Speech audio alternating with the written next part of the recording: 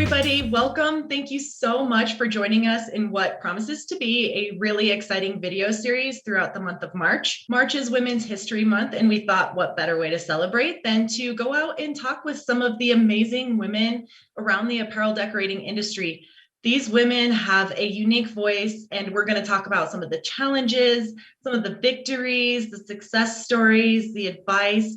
We're going to talk about all the things throughout this month, so make sure you keep an eye on Apparelist because you don't want to miss any of these interviews. We're going to kick things off with the wonderful Kristine Shreve. Now, Kristine is everywhere. She owns her own company called Kristine Shreve Consulting. She is also the Director of Marketing and Outreach for LennyPenny.com and Applique Getaway. And as if that is not enough, Kristine also runs her own weekly show called Women Plus Business.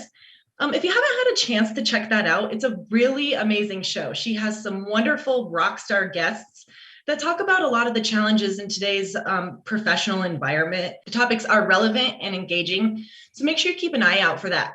Kristine, thank you so much for joining us today. Thank you for having me. And I love the idea for this series. I got to say that. I was honored to be asked, but I think it's so cool that you're spotlighting some people in the industry, women in the industry, because we all know that's one of my things.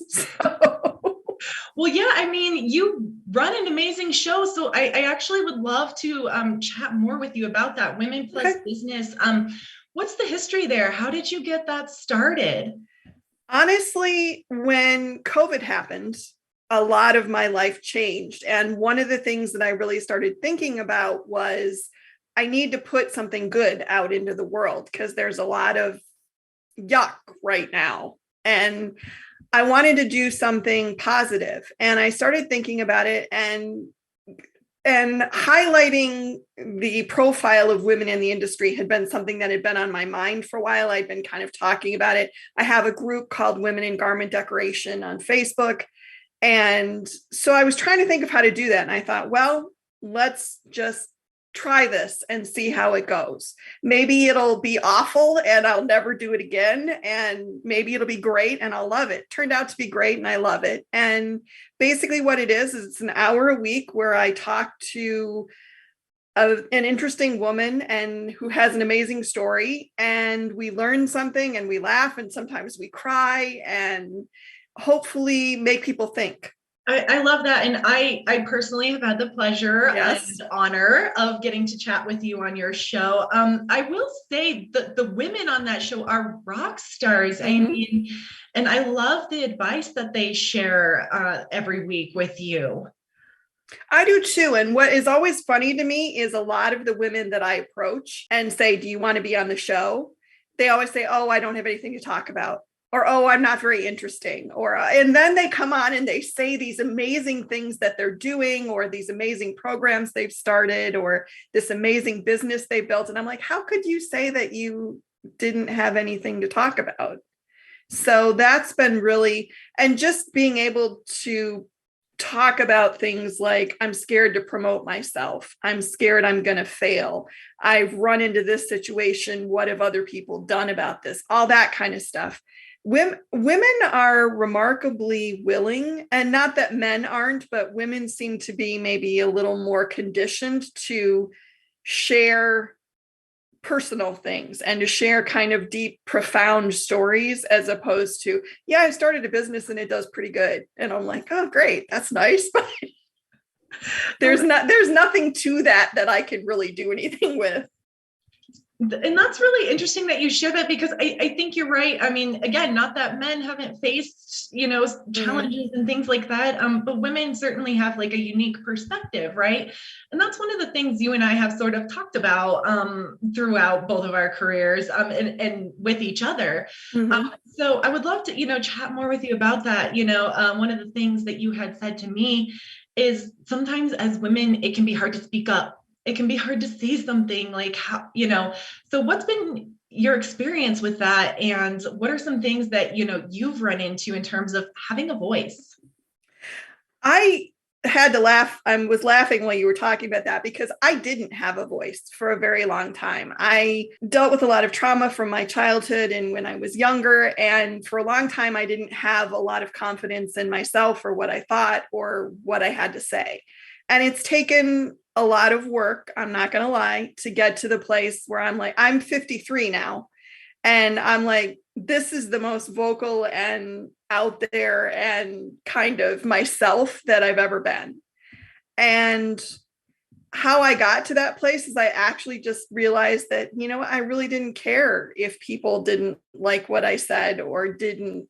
I had something to say and I thought it was important and I thought it could do some good. And, you know, my goal is never to put anybody down or to hurt anybody or to, you know, I've had the accusation a few times, oh, you don't like men, you're trashing men. And I'm like, and I have been very vocal about the fact that I get really tired of having to say, I like men.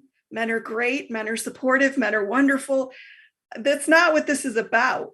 This is about raising the profile of women. And sometimes when you are trying to do that, you're going to talk about certain men, not all men, who are jerks. But there are also certain women who are jerks. So it's not, you know, the jerkiness is equal opportunity, let's say. I think you make a good point. That's exactly what this is. It's just about growing our voice and the awareness. Again, I find it really interesting you talk about that. So what advice, having gone through that journey personally, what advice do you have for other women who might be facing the same, you know, challenges right now? Remember that as much as you think people are going to be offended or annoyed or outraged by what you're saying, most of them won't pay attention. So they won't. And remember that your voice is unique to you and that your experiences shape that voice. And if you don't speak up, then we're missing a voice we need in the world. And that's one of the things that kind of hit me is, okay, so I've been through some stuff in my life and I didn't say the word I wanted to say. I said another word, but you get what I mean.